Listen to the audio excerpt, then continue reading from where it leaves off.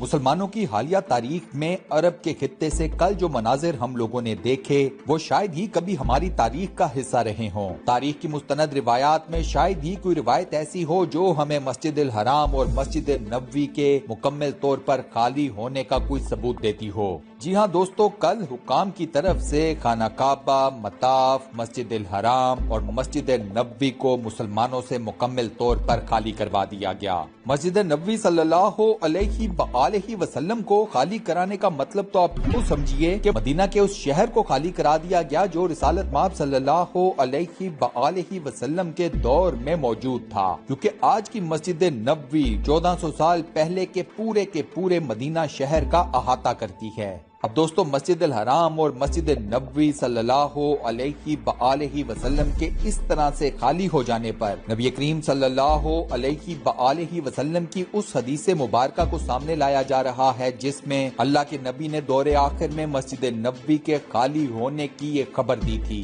اس بات میں کوئی شک نہیں کہ مسجد الحرام اور مسجد نبوی کو اس طرح انسانوں سے مکمل طور پر خالی دیکھنا یہ ہر لحاظ سے ایک انتہائی عجیب و غریب بات ہے، اور اس کے ساتھ ہی یہ سوال بھی پیدا ہوتا ہے کہ کہیں واقعی میں وہ وقت آ تو نہیں گیا جس کے بارے میں سرور کونین صلی اللہ علیہ وسلم نے 1400 سال پہلے خبر دے دی تھی۔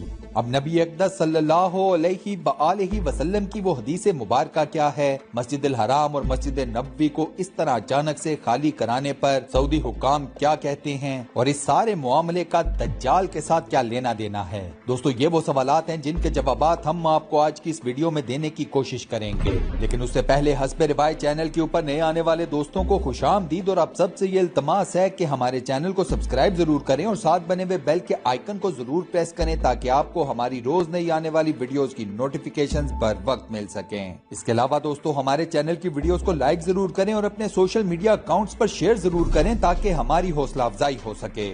دوستو، سب سے پہلے بات کرتے ہیں رسالت مآب صلی اللہ علیہ وسلم کی احادیث مبارکہ کی۔ مستند روایات کا مطالعہ کیا جائے تو ہمیں یہ معلوم پڑتا ہے کہ رسالت مآب صلی اللہ علیہ وسلم نے آج سے 1400 سال پہلے مسلمانوں کو یہ خبر دی تھی کہ آخری دور میں ایک وقت ایسا بھی آئے گا جب مدینہ منورہ مکمل طور پر انسانوں سے خالی ہو جائے گا۔ یہ میں آپ کو پہلے بتا چکا ہوں کہ رسالت مآب صلی اللہ علیہ وسلم کے دور مبارک کا مدینہ منورہ اس کو آپ آج کی مسجد نبوی سمجھیں۔ اس وقت مسجد نبوی مکمل طور پر خالی ہے، باب جبریل کو بھی مکمل طور پر بند کر دیا گیا ہے۔ اب روایات کا مطالعہ تو ہمیں اسی طرف اشارہ کرتا ہے کہ شاید وہ دور آ چکا ہے۔ اس کے بارے میں رسالت مآب صلی اللہ علیہ وسلم نے ہمیں خبر دے دی تھی۔ ان روایات میں دجالی دور کا بھی حوالہ ملتا ہے اور ہم سب لوگ جانتے ہیں کہ ہم اس وقت دجالی دور میں ہی جی رہے ہیں۔ لیکن دوستو، اس سارے معاملے میں ایک بہت بڑا ٹیکنیکل پوائنٹ ہے جس کو بہت زیادہ لوگ مس کر رہے ہیں۔ وہ ٹیکنیکل پوائنٹ یہ ہے کہ احادیث مبارکہ میں یہ بات واضح طور پر لکھی ہوئی ہے کہ مدینہ منورہ کے مکمل طور پر خالی ہونے کا وقت تب کا ہے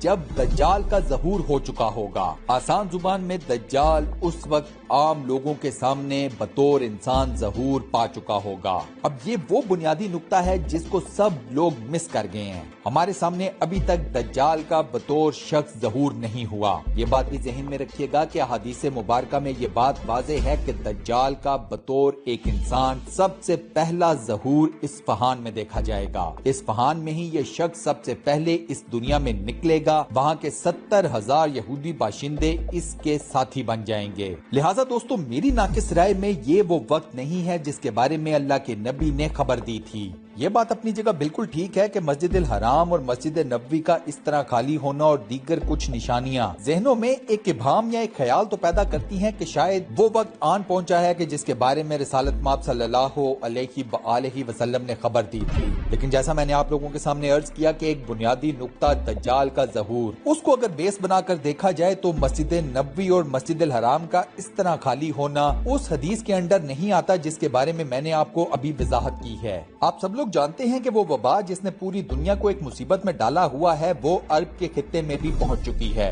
سعودی عرب نے مسجد الحرام اور روضہ رسول صلی اللہ علیہ وآلہ وسلم کو عمرہ ادائیگی اور زیارت کے لیے مکمل طور پر بند کر دیا ہے۔ پہل تو یہ پابندی صرف غیر ملکیوں پر عائد کی گئی تھی، لیکن اب معاملہ یہ ہے کہ یہ پابندی سعودی شہریوں اور رہائشی افراد کے لیے بھی بڑھا دی گئی ہے۔ اسی پابندی کی وجہ سے آج ہم نے یہ مناظر بھی دیکھے کہ خانہ کعبہ، مطاف، حتیٰ کہ پوری کی پوری مسجد الحرام انسانوں سے خالی کروا دی گئی۔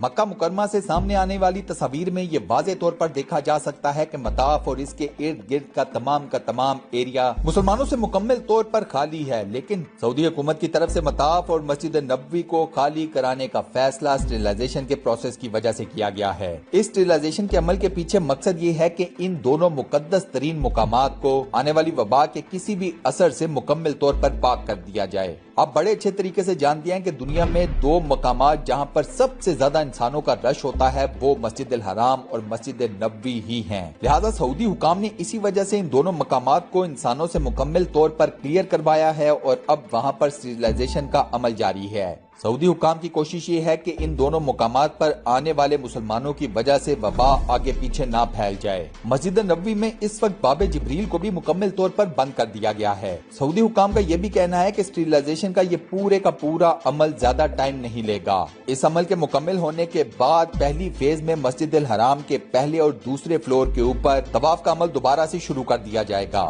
حکام کا یہ کہنا ہے کہ اس وقت ان کے پاس 5 لوگ ایسے ہیں جو اس مصیبت کا شکار ہو چکی ہیں۔ وہ لوگ نہیں چاہتے کہ مزید لوگ وبا کا شکار ہوں، اسی وجہ سے یہ تمام کے تمام حفاظتی اقدامات کیے جا رہے ہیں۔ اب دوستو یہاں پر ایک بڑا اہم سوال ذہن میں آتا ہے کہ حجر اسود کو جراثیم سے پاک اور معطر کس طرح کیا جاتا ہے؟ اس کا جواب یہ ہے کہ بیت اللہ کے جنوب مشرقی کونے میں حجر اسود نصب ہے۔ سعودی فورسز کے 24 اہلکار مختلف شفٹوں میں حجر اسود کا پہرا دینے پر مامور ہوتے ہیں۔ یہ اہلکار عام لوگوں کے ہجوم کو منظم رکھتے ہیں تاکہ عام لوگ آسانی سے اس فضیلت والے پتھر کو بوسہ دے سکیں۔ حجر اسود 7 چھوٹے پتھروں پر مشتمل ہے۔ ان پتھروں کا کم سے کم حجم 1 سینٹی میٹر اور زیادہ سے زیادہ 2 سینٹی میٹر ہے۔ ان تمام ٹکڑوں کو خالص چاندی کے ایک بڑے فریم کے اندر خصوصی مواد کے ذریعے جوڑ کر نصب کیا گیا ہے۔ اس کی وجہ یہ ہے تاکہ اس کی حفاظت ہو سکے۔ اب ان ساری کوششوں کے باوجود حجر اسود کو لوگوں کے دباؤ اور گرمی کے علاوہ بعض حجاج اور معتمرین کی غلط حرکات کا بھی سامنا ہوتا ہے۔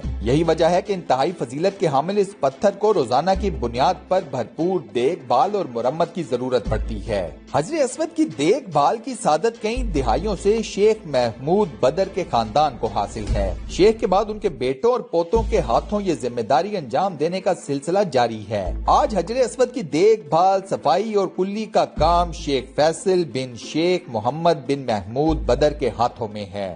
جہاں تک حجر اسود اور خانہ کعبہ کی تطہیر اور انہیں معطر کرنے کا تعلق ہے تو یہ ذمہ داری حرمین شریفین کے امور کی جنرل پریزیڈنسی کے پاس ہے۔ ہر فرض نماز سے قبل خوشبو لگانے کا عمل انجام دیا جاتا ہے جس میں مہنگے اور قیمتی ترین عطریات استعمال ہوتے ہیں۔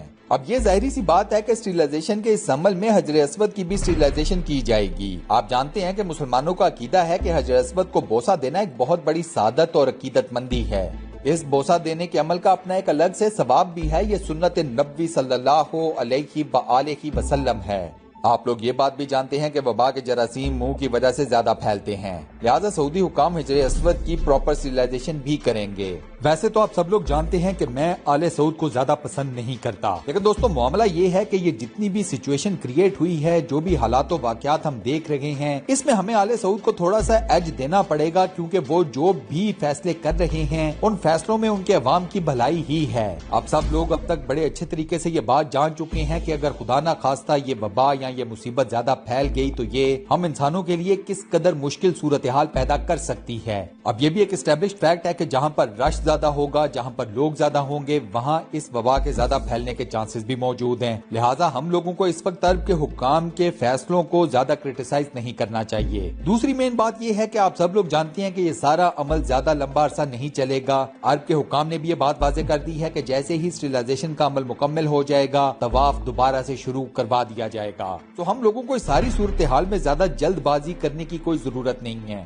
ہمیں ساری سچویشن کو آرام سے، سکون سے ہینڈل کرنا چاہیے، اینالائز یوٹیلائز کرنا چاہیے۔ مجھے پورا یقین ہے کہ آنے والے کچھ دنوں میں آپ دیکھیں گے کہ یہ تمام کا تمام معاملہ مکمل طور پر ختم ہو جائے گا انشاءاللہ تعالی۔ ویڈیو کے آخر میں دوستو اللہ رب العزت سے یہ خصوصی دعا ہے کہ اے میرے مالک، ہم مسلمانوں پر دوبارہ سے یہ وقت کبھی نہ آئے کہ ہم اس طرح تیرے گھر یعنی کہ خانہ کعبہ کو، مطاف کو، مسجد الحرام کو، رسالت مآب صلی اللہ علیہ وآلہ وسلم کی مبارک مسجد کو، ان دونوں مقدس مقامات کو اس طرح مسلمانوں سے خالی دیکھیں۔ آمین۔ دوستو کمنٹ سیکشن میں آمین ضرور لکھیں، اس دعائے خیر کا حصہ ضرور بنیں اور صدقہ جاریہ کمائیں۔ اس ویڈیو کو لائک ضرور کیجئے گا، اپنے واٹس ایپ، فیس بک، ٹویٹر اور دیگر سوشل میڈیا اکاؤنٹس پر شیئر کرنا مت بھولیے گا۔ جزاک اللہ۔ انشاءاللہ اگلی ویڈیو میں آپ دوستوں سے ایک بار پھر ملاقات ہوگی، تب تک کے لیے اللہ حافظ۔